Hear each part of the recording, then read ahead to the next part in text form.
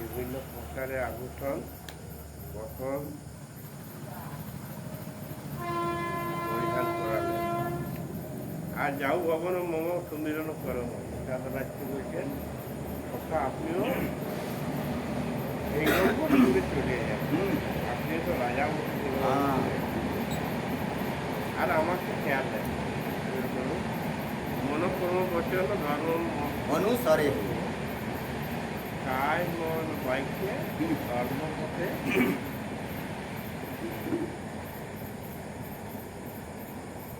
আমাকে অনুসরণ করবে, স্মরণ করবে। কায় মন বাক্যে সম্মিলন করতে গেলে মন মন ধ্যান দিয়েই করতে হয়।